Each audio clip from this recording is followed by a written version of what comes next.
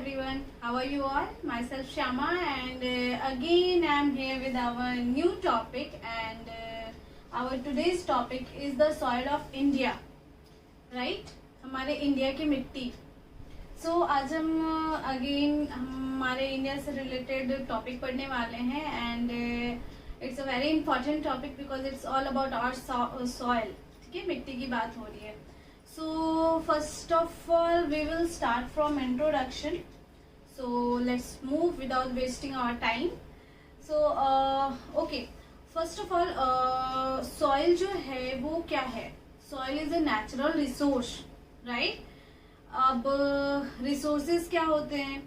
So अभी मैंने यहाँ पे mention करा है resource and types of resource. तो पहले हम resource के बारे में पढ़ेंगे, then we'll talk about soil, right? So when we say source, ठीक है, source क्या है? First of all we will start from source and then we'll discuss about the natural resource and exhaustible resource and inexhaustible resource, right? Okay, so what is resource? Resource is the anything that we use to get benefit, right?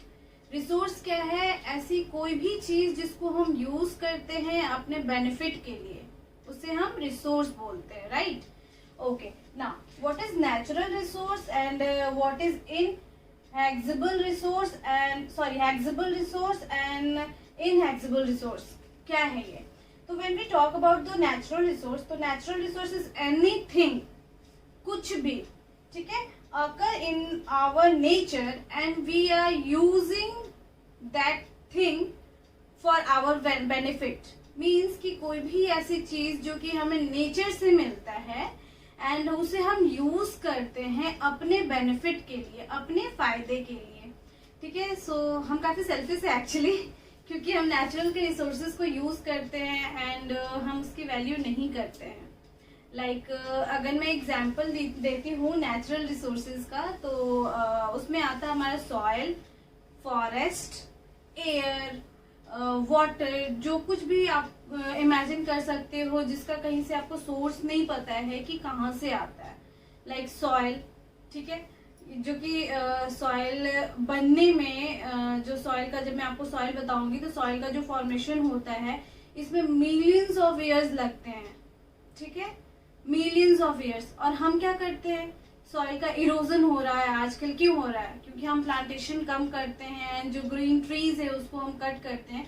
तो it's a huge thing. जब हम soil discuss करेंगे then will talk about soil and erosion of soil and जो भी इसके erosion के reason है वो हम डिस्कस करेंगे, राइट? तो अभी हम डिस्कस कर रहे हैं नेचुरल रिसोर्सेज का. तो what is natural resources? Natural resources वो रिसोर्स है जो कि हमें नेचर से मिलता है एंड हम उसको यूज करते हैं अपने बेनिफिट के लिए. इनमें क्या क्या आता है? इनमें आता है soil, right, forest, air, water, etcetera, ठीक है. तो ये सारे हमारे नेचुरल रिसोर्सेज हो गए.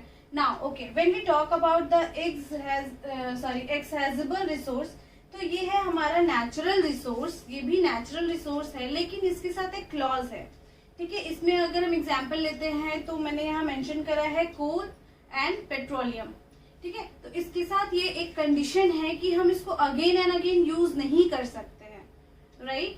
ये है तो नेचुरल रिसोर्स लेकिन ये लिमिटेड क्वांटिटी में है, राइट?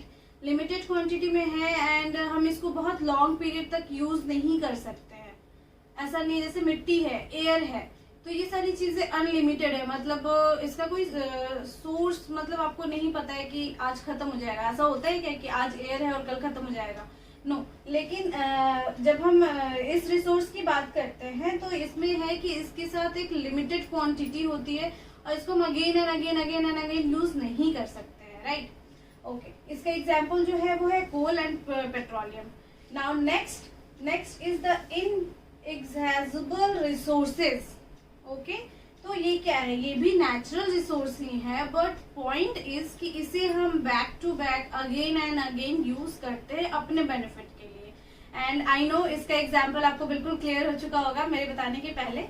इसके एग्जाम्पल्स हैं वाटर एंड एयर, जिसको हम अगेन एंड अगेन यूज कर सकते हैं. इसको हम बोलते हैं इनहैक्सेबल रिसोर्सेस, ठीक है। ये हो गया हमारा हेक्सेबल रिसोर्सेज और नेचुरल रिसोर्सेज। तो है तो सारे ही नेचुरल रिसोर्सेज, बट इनके साथ अलग अलग क्लॉज है। सो अभी हमारा रिसोर्सेज खत्म हो गया। Now will talk about the soil. What is soil? Okay, so soil जो है, सॉइल क्या होता है? तो as I told you before, it's a natural resource, ठीक है। ये एक नेचुरल रिसोर्स है, इसको हम अपने बेनिफिट्स के लिए यूज करते हैं। सो soil is a precious gift of nature, ठीक है। ये एक बहुत ही प्रीशियस गिफ्ट है जिसका कोई हम बोलते हैं ना, वो वर्ड यूज करते हैं प्राइसलेस, ठीक है। तो इतना ज्यादा प्रीशियस है कि without soil we can not imagine our life, ठीक है। सो ये एक हमारे नेचर की तरफ से बहुत ही प्रीशियस और बहुत इंपॉर्टेंट गिफ्ट है हमारे लिए, जस्ट बिकॉज ऑफ सॉइल हम जो हमारा बेसिक नीड है फूड, ठीक है, वो हमें प्रोवाइड होता है। जो ऑक्सीजन है, बिकॉज ट्रीज नहीं होंगे, प्लांट नहीं होंगे, तो ऑक्सीजन हमें नहीं मिलेगा। तो अगर हम सरवाइव कर रहे हैं ऑन अर्थ, तो कहीं ना कहीं उसके पीछे सॉइल एक इम्पॉर्टेंट रोल प्ले करता है। कहते हैं ना कि कोई भी चीज स्ट्राइक पे चली जाए, तो अगर सीक्वेंस में कोई चीज बनी हुई है एंड चलो ठीक है, हम बॉडी का एग्जांपल लेते हैं। बॉडी में कोई भी चीज अगर हमारे ह्यूमन बॉडी में स्ट्राइक पर जाता है, मींस कि अगर हमें कोल्ड हो रखा है, हेडेक हो गया है, या फिर कोई भी ऐसी चीज जो कि प्रॉपर, जैसे एक हेल्दी पर्सन होता है, उनका हर ऑर्गन एंड बिल्कुल वो फिट है, कोई उसे इंटरनली प्रॉब्लम नहीं है या फिर अनईजी सा फील नहीं कर रहा है, बट व्हेन अगर हमें एक छोटा सा कोल्ड भी हो जाता है, तो सब कुछ कितना अनबैलेंस सा लगता है। इट्स लाइक कि अब बॉडी काम नहीं कर रहा है या हम लेजी हो जाते हैं, कहीं ना कहीं हमारे ह्यूमन बॉडी पे इफेक्ट होता है, हमारी मेंटल स्टेटस मतलब डिस्टर्ब हो जाती है, राइट। तो वैसे ही हम एक मतलब सॉइल की बात कर सकते हैं कि जो सॉइल है वो इतना इम्पोर्टेंट रोल प्ले करता है कि अगर ये नहीं होता तो हमारा सरवाइव करना on earth is not possible, because soil की वजह से हम जो फसल है, क्रॉप्स है, ये सब उगाते हैं एंड इनके थ्रू हम इसको फीड करते हैं, आई मीन खाते हैं, एंड फिर हम सरवाइव करते हैं। फिर अगर हम दूसरे टॉपिक पे जाते हैं, तो अगर सॉइल नहीं होता तो ट्रीज नहीं होती, ट्रीज नहीं होती तो ऑक्सीजन नहीं होता, एंड ऑक्सीजन नहीं होता तो हमारी पॉसिबिलिटी होती है ऑन अर्थ?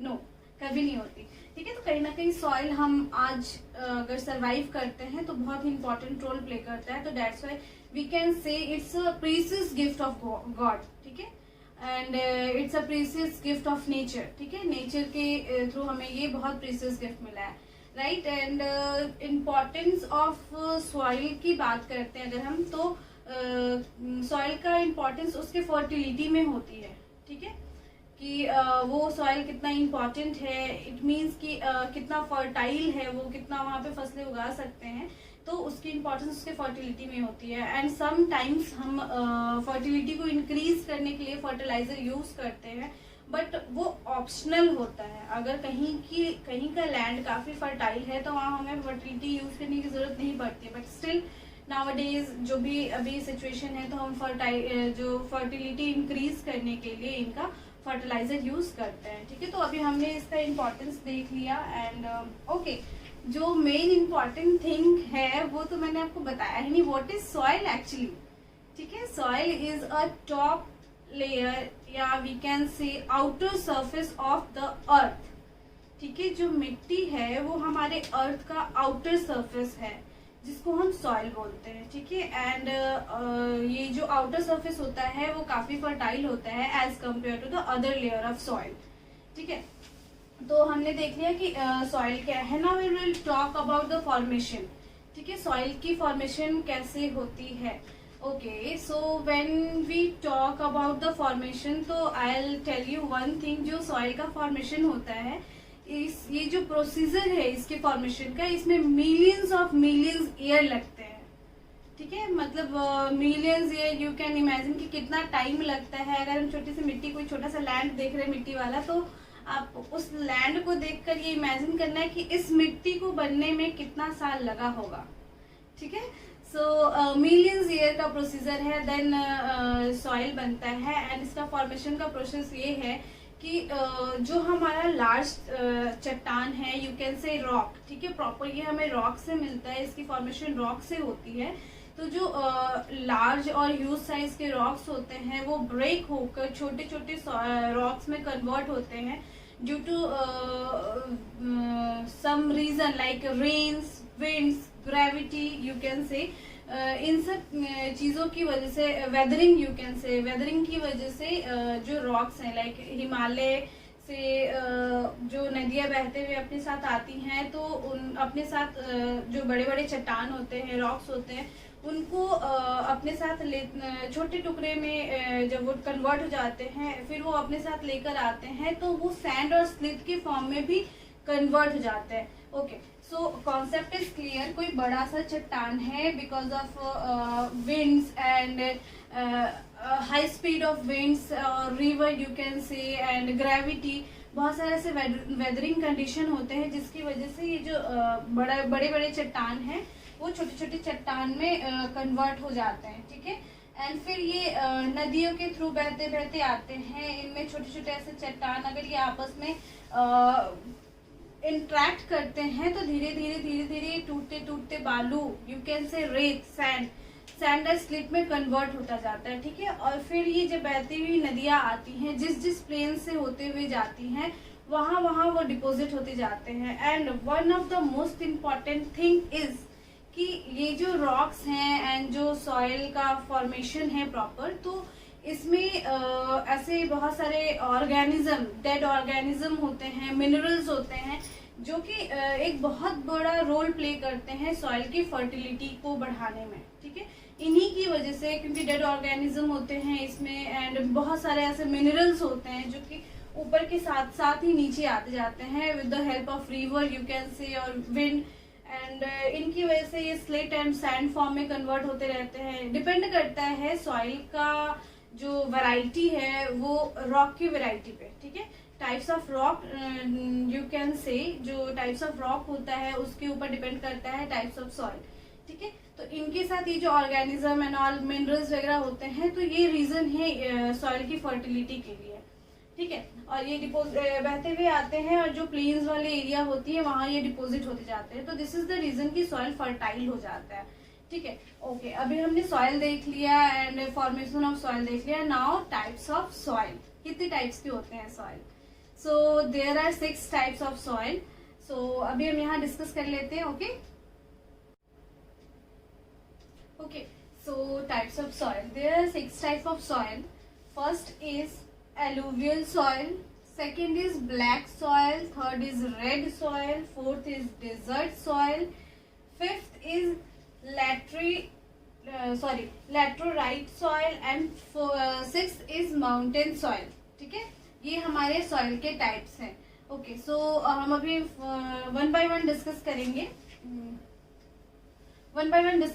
कौन सा सॉइल किस रॉक से. As I told you before कि जो टाइप्स ऑफ सॉइल है वो डिपेंड करता है टाइप्स ऑफ रॉक्स पे, कि किस टाइप के रॉक से वो सॉइल बना हुआ है. राइट, तो अभी हम इस पे डिस्कस करेंगे किस रॉक से, किस टाइप का सॉइल है वो, किस टाइप के रॉक से बना हुआ है, एंड कौन सा ऐसा पर्टिकुलर स्टेट है, कौन सा ऐसा पर्टिकुलर प्लेस है जहाँ पर वो मिट्टी पाई जाती है, फर्टाइल है या नहीं है.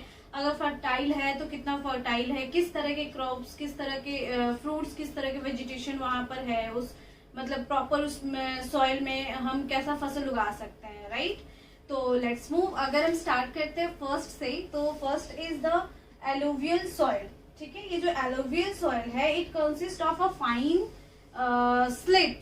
ठीक है, slit as I told you before, जो सैंड और स्लिट होता है, जो कि बिल्कुल छोटे छोटे रॉक्स के भी टकराने से सैंड और स्लिट में कन्वर्ट हो जाता है, तो वो है. ठीक है, it consist of fine slit and transported by river with the help of transported by river from Himalaya. ठीक है, मैंने जैसे आपको बताया था कि हिमालय से जो बड़ी चट्टान है छोटे छोटे रॉक्स में कन्वर्ट हो जाते हैं, आई मीन टूट जाते हैं. टूटने के बाद वो रिवर के थ्रू वहां से बहते हुए आते हैं और प्लेन्स जो होते हैं वहां पर डिपोजिट हो जाते हैं.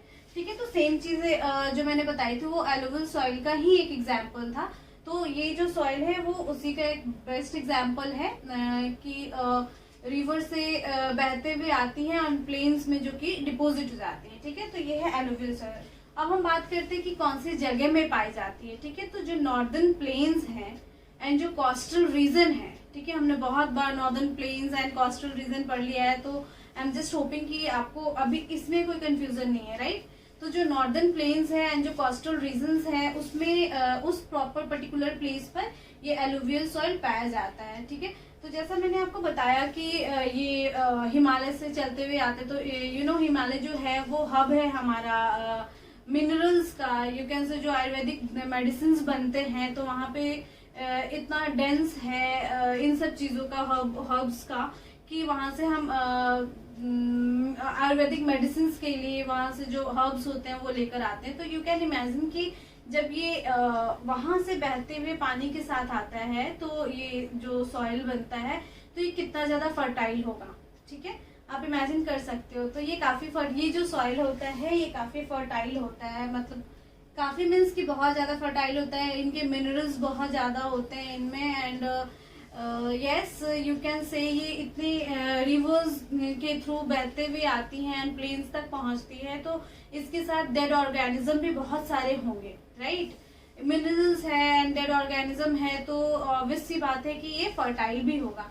ठीक है, तो हमने देख लिया कि ये मिट्टी कैसी होती है, किस चीज की मतलब किस चीज का कॉन्सिस्ट है ये, एंड फर्टाइल है या नहीं है, एंड किस प्लेस पर पाया जाता है बेसिकली। ठीक है, नाउ अब यहाँ पे कौन कौन से ऐसे बेसिक क्रॉप्स हैं जो कि उगाए जाते हैं इस मिट्टी में स्पेशली।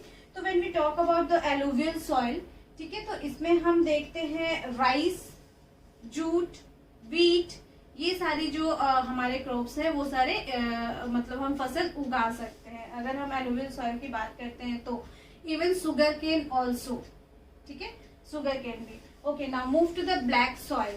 ठीक है, ब्लैक सॉइल का ऐसा है कि ये अपने अंदर मॉइस्चर को काफी लंबे टाइम तक कंटेन करके रख सकता है। ठीक है, एंड ये भी काफी फर्टाइल होता है। ब्लैक सॉइल की अगर हम बात करते हैं तो बहुत सारे ऐसे हमारे फसल हैं जो कि सिर्फ ब्लैक सॉइल में ही होते हैं। लाइक इनमें जो होता है वो होता है शुगर केन, ठीक है, जो गन्ना होता है हमारा, एंड मिलेट, ठीक है, मिलेट जो कि जिसको हम बाजरा बोलते हैं। तो यहाँ पे जो ब्लैक सॉइल है इसके पास ये कैपेसिटी होती है कि मॉइस्चर को काफी लंबे टाइम तक अपने अंदर कंटेन कर सकता है। दिस इज द रीजन कि हम यहाँ पे शुगर केन एंड मिलेट्स वो करते हैं, फसल को उगाते हैं। एंड जनरली ये जो सॉइल है इसके इस सॉइल पर हम कॉटन की खेती करते हैं। ठीक है, कॉटन, राइट। ओके, अभी कॉटन की खेती करते हैं। कौन कौन से हम इसमें क्रॉप्स जो है वो उगाते हैं ये हमने देख लिया है। नाउ इसको अब हम क्या बोलते हैं, ये जो जैसे मैंने आपको बताया कि ये जो है कॉन्सिस्ट होता है और कैसे कैसे कहाँ से कहाँ तक बहते हुए रिवर्स के साथ प्लेन तक पहुंचता है। तो ये जो है ये इसको बोलते हैं हम लावा, या we can say black soil को हम बोलते हैं रिगुर। ठीक है, रिगुर सॉइल भी बोलते हैं। और ये जो सॉइल होता है वो वोल्केनो रॉक जो होता है, वोल्केनो रॉक जो आप ऐसे देखते होंगे, यहाँ से जो लावा बहती हुई होती है, ये वाला ये काफी लंबा प्रोसीजर है। रॉक जब हम पढ़ेंगे तो वो इसमें मैंने मतलब हम पढ़ेंगे कि कैसे वोल्केनो रॉक जो है वो कैसे मिट्टी में कन्वर्ट होता है, मीन सॉइल में कन्वर्ट होता है, राइट। तो एज ऑफ नाउ अभी हम बस इतना देखेंगे कि ये जो सॉइल है, ब्लैक सॉइल है, वो वोल्केनो रॉक से बना हुआ है एंड इसको हम लावा सॉइल या रिगुर सॉइल भी बोलते हैं। ओके, इसके अंदर की कैपेसिटी है कि अपने अंदर बहुत सारे ऐसे मॉइस्चर को कंटेन कर सकता है for a long period of time. And yes, अब ये कहाँ कहाँ पाया जाता है, ये जो मिट्टी है वो महाराष्ट्र में बेसिकली हम देख सकते हैं। And yes we can see parts of MP, not whole MP, parts of MP. Like अगर आप जाओगे महू एंड इंदौर के साइड में जाओगे एमपी के, तो उस वाले पर्टिकुलर प्लेस पर आपको ये ब्लैक सॉइल मिल जाएंगे। ठीक है, एंड गुजरात, यस, जो गुजरात का भी पार्ट्स है कुछ, वहां पे भी होल गुजरात नहीं, पार्ट्स ऑफ गुजरात, वहां पे भी ब्लैक सॉइल आपको मिल जाएंगे, right. Now red soil, red soil जो है इसके नेम में ही इसका जो बेसिक कॉम्पोजिशन है वो छिपा हुआ है, राइट। तो जो रेड सॉइल है इसके पीछे का रीजन ये है कि इस सॉइल में आयरन ऑक्साइड मिलता है, ठीक है, जो कि हाईली अमाउंट में होता है आयरन ऑक्साइड। एंड आप कहीं भी ऐसी जगह पे जाओगे जहां आपको रेड सॉइल दिखेगा तो आप बिल्कुल ही उसको डिटरमाइन कर सकते हो कि यस ये रेड सॉइल है, क्योंकि इसका कलर होता है रेड, ठीक है, थोड़ा रेडिश टाइप पे होता है। तो क्योंकि ये रेडिश टाइप पे होता है तो इसके पीछे का रीजन जो है वो आयरन ऑक्साइड ही है। आयरन ऑक्साइड की वजह से जो रेड सॉइल का कलर है वो रेड दिखता है, ठीक है। And when we talk about the rocks कि किस रॉक से ये बना है, तो क्रिस्टलाइन रॉक से ये जो रेड सॉइल है वो क्रिस्टलाइन रॉक से बनता है, ठीक है। अब ये कहाँ कहाँ पाया जाता है? अगेन ये एमपी में पाया जाता है, एंड ये उड़ीसा में पाया जाता है, कर्नाटका में पाया जाता है, ठीक है। एमपी, उड़ीसा, कर्नाटका, ये सब जो बेसिक्स प्लेसेस हैं वहां पर रेड सॉइल आपको मिल जाएगा। अब यहाँ इस जो रेड सॉइल की हम बात कर रहे हैं तो इसमें कौन कौन से ऐसे क्रॉप्स हैं जो कि पाए जाते हैं? तो बेसिकली यहाँ पर cotton, yes we can say cotton होता है, यहाँ टोबैको होता है, एंड मेजेस होते हैं, ऑयल सीड्स होते हैं, जो कि मैंने आपको पहले बताया कि बाजरा, यस बाजरा भी होता है। तो कॉटन हो गया, टोबैको हो गया, ऑयल सीड्स हो गए, ये सारी चीजें ये रेड सॉइल में हम उगा सकते हैं, ठीक है। Okay, now next is desert, ठीक है, डेजर्ट सॉइल। तो डेजर्ट से ही थोड़ा सा आपको लगेगा कि अरे यार ये डेजर्ट है। डेजर्ट मीन्स कि फर्टिलिटी बहुत कम होगी सॉइल की, ठीक है। एंड यस इसमें जो होता है सॉल्युबल सॉल्ट जो होता है इसकी परसेंटेज बहुत ज्यादा होती है। सॉल्युबल सॉल्ट मतलब अगर सॉल्युबल सॉल्ट की परसेंटेज ज्यादा होती है, अगर ये कम होता तो जो प्लांट है उसको ये हार्म नहीं करता, ठीक है। एंड ये लेस फर्टाइल होता है। एंड ये राजस्थान के जो कुछ पार्ट्स हैं, ठीक है, वहां मिलता है। और जनरली डेजर्ट सॉइल से आप इमेजिन कर सकते हो कि यहाँ कितनी ज्यादा वेजिटेशन एंड प्लांटेशन होती होगी। तो बबूल एंड कैक्टस जिनकी रूट्स मतलब थोड़ी डीप होती है, ये सारे जो प्लांट्स होते हैं वो डेजर्ट सॉइल में पॉसिबिलिटी है, बट वी कैन से ना के बराबर है। डेजर्ट सॉइल में यस बबूल एंड कैक्टस जैसे पौधे ही होते हैं, लेकिन छोटे छोटे सर्ब्स भी होते हैं, ठीक है। लेकिन अगर आप ट्रीज वगैरह की बात करो तो यहाँ इस सॉइल में पॉसिबल नहीं है। एंड जो यहाँ का सॉइल है इसमें जो परसेंटेज ऑफ सॉल्युबल सॉल्ट है वो काफी ज्यादा है, ठीक है। तो अभी हमने डेजर्ट सॉइल भी देख लिया। ओके, अब आपके मन में चल रहा होगा कि सॉल्युबल सॉल्ट क्या है, ठीक है। तो कैल्शियम, मैग्नीशियम, ये सारी जो चीजें हैं वो बहुत ज्यादा हाई परसेंटेज में है, तो excess of everything is bad, okay. तो कोई भी चीज अगर बहुत ज्यादा अमाउंट में होता है तो वो मतलब बैड हो जाता है, मीन्स कि अच्छा नहीं होता है किसी भी चीज के लिए। एक्सेस जो हो जाना वो अच्छी बात नहीं है। तो minerals is good, calcium, even magnesium और जो भी पोटेशियम समथिंग जो भी कह लो आप, तो ये सारी जो सॉल्युबल सॉल्ट है अगर इसमें किसी भी नॉर्मल क्वांटिटी में किसी सॉइल में होता तो इट्स बेटर कि वो वाला जो एरिया है वो फर्टाइल होता, वो सॉइल फर्टाइल होती। बट यहाँ पे जो है वो हाई अमाउंट में है, ठीक है। तो इसलिए ये जो डेजर्ट सॉइल है यहाँ पे फर्टिलिटी बहुत कम हो जाती है ना। अब हमारा आता है लैटेरिटी सॉइल, ठीक है। ये जो है वो है ट्रॉपिकल रीजन में मिलते हैं ये वाले सॉइल, और क्योंकि यहाँ रेनफॉल बहुत ज्यादा होता है एंड इनके पास भी जैसे हमने बताया रेड सॉइल के पास सॉरी रेड नहीं ब्लैक सॉइल के पास कैपेसिटी होती है अपने अंदर मॉइस्चर को कंटेन करने के लिए। तो जो ये सॉइल है इसके अंदर भी थोड़ी सी मतलब लिटिल यू कैन से, बहुत ज्यादा नहीं लेकिन थोड़ी कैपेसिटी इनके पास भी होती है कि ये भी अपने अंदर सॉरी जो मॉइस्चर है उसको कंटेन करके रख सकते हैं, ठीक है। तो अभी हमने देख लिया कि ट्रॉपिकल रीजन में मिलता है। देन नेक्स्ट इसकी ये वाला जो एरिया है वहाँ रेनफॉल बहुत ज्यादा होता है। एंड यस अभी हाँ ओके, जो प्लेसेस हैं लाइक वेस्टर्न घाट, ठीक है, वेस्टर्न घाट में ये मिलते हैं। वेस्टर्न घाट हो गया आपका छोटा नागपुर प्लेट्यूल, जो हमने प्लेट्यूल पढ़ा था, छोटा नागपुर प्लेट्यूल में भी ये मिलते हैं, ठीक है। और यहाँ का जो बेसिक्स है कि कौन कौन सी चीजें हम यहाँ उगाते हैं, तो क्योंकि यहाँ रेनफॉल बहुत ज्यादा होता है। आपने देखा होगा टी एंड कॉफी की खेती कैसे होती है, बारिश होती रहती है, इनका बिल्कुल ऐसे वाला लैंड होता है एंड ऊपर से वाटर आता रहता है, तो वैसे जगह ये पर्टिकुलर उस जगह पे ही ये वाला सॉइल मिलता है। ठीक है, तो यहाँ हम टी एंड कॉफी बोल सकते हैं, रबर बोल सकते हैं, कोकोनट बोल सकते हैं, इन सब की खेती इस सॉइल में पॉसिबल है। ठीक है, now next is mountain soil. ठीक है, तो क्योंकि मैं माउंटेन नाम ले रही हूँ तो यू कैन इमेजिन कि ये किस रेंज में मिलता होगा ये सॉइल। ठीक है, ओके, ये हिमालयन रेंज में ये सॉइल मिलता है और ये जो है हमें sand, clay and stones and pebbles जो होते हैं, पेबल्स मीन्स कि आपने देखा होगा अगर आप किसी बीच वाले प्लेस पे जा रहे हो या समुद्र वाली प्लेस पे जा रहे हो तो हमें बचपन में हम खेला करते थे, जैसे कोई भी ऐसी सी या फिर कोई बीच होती है, वहां पे चिकने चिकने स्टोन मिलते हैं, है ना। तो हम उसको काफी कलेक्ट करते थे एंड कुछ ऐसी बनाते रहते थे, लाइक हाउसेज एंड समथिंग कुछ उसमें बनाते थे। एंड अभी हम day to day modern time में वो सारे स्टोन्स को कलेक्ट करके उस पे लाइक कोई ऐसा पेंट वगैरह करके उसको डेकोरेटिव पीसेस के अकॉर्डिंग हम उनको डेकोरेट करते हैं और अपने घर में उसको लगाते हैं। अभी ऐसा करते हैं हम, ये एक्टिविटीज हैं हमारी। सो वो पिबल्स उसी को कहते हैं जो चिकने चिकने स्टोन्स होते हैं ना, कलरफुल से, like faded pale yellow and faded white something करके, तो ये पिबल्स उसको बोलते हैं। तो जो ये माउंटेन सॉइल जो है वो हिमालयन रेंज में मिलता है। ओके, ये clay, sand, stone and pebbles के थ्रू बनता है प्रॉपर।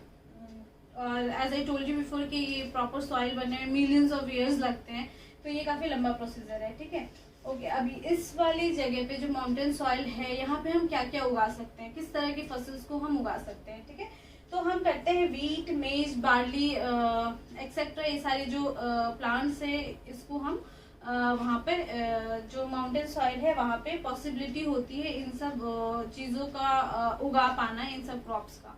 ठीक है, तो ये सारे ग्रोन होते हैं इस माउंटेन सॉइल में। तो overall types of soil and overall हमारा सॉइल यहाँ कंप्लीट हो जाता है। ठीक है, okay, so soil erosion. Okay, our next topic is soil erosion. Soil erosion क्या है, what is erosion? Soil erosion, तो सॉइल इरोजन जो है लॉस ऑफ सॉइल। ठीक है, loss of soil, as I told you before कि जो outer layer होता है हमारे अर्थ का, वो हमारा सॉइल का होता है। एंड जो सॉइल हमारा आउटर लेयर का सॉइल होता है वो काफी फर्टाइल होता है as compare to the other layer of soil. ठीक है, तो जो हमारा आउटर लेयर है अर्थ का सॉइल जो है हमारा, उसका लॉस मीन्स की loss of outer layer of soil is known as soil erosion. ठीक है, अब ये क्यों होता है, तो इसके पीछे का जो वेदरिंग कंडीशन है, जैसे मैंने आपको पहले बताया है कि जैसे ये उधर से आता है, हिमालय से किस जो सॉइल का फॉर्मेशन होता है उस प्रोसेस से आता है, तो वेदरिंग कंडीशन जो होता है, ठीक है, उसमें भी speed of wind, you can से फैक्टर अफेक्टिंग, यू कैन से कि जो फैक्टर, ये सारे फैक्टर्स है जो कि अफेक्ट करते हैं सॉइल को, वो कौन कौन से हैं? बहुत ज्यादा तेज हवा एंड वाटर, बिल्कुल जो हम बोलते हैं ना पानी का कटाव, मिट्टी की कटाव। ठीक है, तो ये सारी चीजें जो है इसकी वजह से जो हमारा सॉइल है उसका इरोजन होता है। अब क्यों होता है?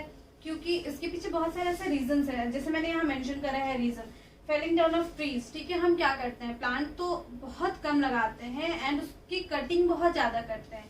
ठीक है, तो कटिंग करते हैं तो जो रूट के साथ सॉइल बंधा हुआ होता है, मतलब बाउंड हुआ होता है, तो वो लूज हो जाता है। ठीक है, एंड जब तेज हवा आती है एंड वाटर फ्लो होता है काफी, मतलब फ्लो में, तो वो अपने साथ मिट्टी को वहां से बहा कर ले जाता है। जो आउटर लेयर है वो तो चला गया क्योंकि वो फर्टाइल था काफी ज्यादा, तो इसको बोलते हैं हम सॉइल इरोजन। दूसरा होता है overgrazing. What is overgrazing? Okay, overgrazing क्या होता है, जो आपने देखा होगा कोई एक पर्टिकुलर लैंड है वहां पे जिनके पास काउज एंड मवेशी जिनको बोलते हैं वो होता है, वो उनको छोड़ देते हैं खुले हुए फील्ड में कि जाओ, मतलब तुम खाकर और प्रॉपर शाम तक फुल होके आओ। ठीक है, तो वैसे में क्या होता है कि हम एक ही लैंड पे उनको छोड़ देते हैं खुले में कि ठीक है वो बैक टू बैक उसी प्लेस पर खा रहे होते, तो मतलब एक ऐसा फेज आता है उस प्रॉपर लैंड का कि जो वहां का ग्रास है, ठीक है, तो क्योंकि अगर आप देखोगे छोटा सा ग्रास अगर आप निकाल के देखोगे तो वो भी अपने साथ, अपने रूट के साथ कुछ ना कुछ मिट्टी मतलब को बाउंड करके निकलता है साथ में। जब आप निकालोगे, कोई ग्रास को पिक करोगे किसी भी पर्टिकुलर लैंड से, तो उसके साथ थोड़ी मिट्टी भी आती है उसके रूट में। तो कहीं ना कहीं थोड़ी सी ही मिट्टी, उतना छोटा सा ग्रास है, उसने अपने रूट में थोड़ी सी ही मिट्टी को बाउंड करके रखा है। तो अगर उस पूरे प्रॉपर ग्राउंड में इतनी सारी मिट्टी को, अगर इतने सारे ग्रास हैं और सारे ग्रास थोड़ी मिट्टी को बाउंड करके रखेंगे, तो यू कैन इमेजिन कि वहाँ मतलब कितना स्ट्रॉन्ग बॉन्डिंग होगी ग्रास के रूट की एंड सॉइल की। तो दिस इज द रीजन कि उस वाले लैंड पे इरोजन पॉसिबल नहीं होगा, क्योंकि वहाँ ग्रास ने अच्छा खासा बाउंड कर रखा है मिट्टी को। लेकिन हम क्या करते हैं, उस वाले पर्टिकुलर लैंड पे हम गाय को या फिर अपने जो भी हमारे डोमेस्टिकेट एनिमल्स हैं like cow and buffaloes and all, उनको छोड़ देते हैं कि जाओ तुम खाकर आओ, प्रॉपर फुल होके आओ एंड शाम होते ही घर आ जाना। जनरली उनकी ऐसी हैबिट हो जाती है, ठीक है। तो ऐसा प्रोसेस चलते वो जो लैंड है वहाँ की मिट्टी लूज हो जाती है एंड फिर अगेन सॉइल इरोजन होता है, वाटर एंड जो वेदरिंग कंडीशन होता है उसकी वजह से, ठीक है। तो and our third reason is the incorrect method of farming, ठीक है। It's again a very important reason. अगर हम कोरोजन को बंद करना चाहते हैं, जो हमारा सॉइल इरोजन को अगर हम बंद करना चाहते हैं, तो we have to do plantation more and more, ठीक है। हमें प्लांटेशन बहुत ज्यादा करनी चाहिए, क्योंकि वो ट्री जो रूट्स हैं उसको, सॉइल को बाउंड करके रखते हैं, ठीक है। तो हमें प्लांटेशन बहुत ज्यादा करनी चाहिए, लुक आफ्टर करना चाहिए ओवरग्रेजिंग पे, ये हमें नहीं होने देना चाहिए, ठीक है। एंड थर्ड इज द जो हमारा क्रॉप्स जो हम किसी एक पर्टिकुलर लैंड पे वो करते हैं, ग्रो कराते हैं, कोई एक पर्टिकुलर लैंड है, तो उसमें जो है हमारा रोटेशन होना चाहिए। लाइक सेम काइंड ऑफ हम क्रॉप्स किसी भी लैंड पर नहीं उगा सकते हैं, ठीक है। उसमें अगर रोटेशन आएगी तो हर प्लांट का अलग अलग फीचर होता है, अलग अलग आई मीन किसी का डीप रूट होता है, किसी का डीप रूट नहीं होता है। तो it's all depend on plants and crops, ठीक है। तो हमें क्रॉप्स जो भी हम एग्रीकल्चर करते हैं, जो भी हम उगाते हैं, उसमें रोटेशन लाना चाहिए टाइम टू टाइम। तो इससे हमारा सॉइल इरोजन कम होगा एंड हम अच्छे से, बिकॉज मैंने आपको स्टार्टिंग में बताया है कि सॉइल कितना इम्पोर्टेंट है हमारी लाइफ के लिए। तो सॉइल इरोजन का कम होना बहुत इम्पोर्टेंट है, बिकॉज डे बाई डे अगर आप देखोगे तो ट्रीज कटती जा रही हैं, क्योंकि हमारे पास अब स्पेस नहीं है रहने के लिए, ठीक है। हमारा पॉपुलेशन इतना ज्यादा है, इवन सेकेंड नंबर पे हैं हम इंडिया वाले पॉपुलेशन के मामले में। तो डे बाई डे हमारा पॉपुलेशन इतना ज्यादा बढ़ता जा रहा है कि हमारे पास स्पेसेस नहीं है रहने के लिए। तो इसकी वजह से जो हमारे ट्रीज हैं, जो हमारे नेचुरल रिसोर्सेज है लाइक फॉरेस्ट, जो कि हमें गॉड गिफ्ट मिला है, हम उसे काटते जा रहे हैं and this is the reason कि सॉइल इरोजन भी होता है। एंड अगर अभी भी हमने अपने अंदर चेंजेस नहीं लाए, प्लांटेशन नहीं किया, तो जो हमारा जनरेशन है आगे का, मे बी वो काफी सफर करेगा। So we should do plantation regularly, at least साल में हम अपने हर एक अच्छे ओकेजन पे, लाइक हमारा बर्थडे हुआ या कोई भी ऐसा स्पेशल डे जो हमारे लिए होता है, तो उस दिन हम कोई ना कोई प्लांटेशन कर सकते हैं। राइट, कुछ नहीं यार, अपने घर के गार्डन में ही हम प्लांट लगा ले, एटलीस्ट हमें खुद के लिए तो फ्रेश एयर मिलेगा। कभी इवनिंग में हम वहाँ बैठते हैं तो विल फील प्राउड कि हमने कुछ किया है, ठीक है। सो एज ऑफ नाउ हमारा सॉइल चैप्टर ऑलमोस्ट कंप्लीट हो गया, हमने इसका सारा टॉपिक देख लिया है। So thank you so much.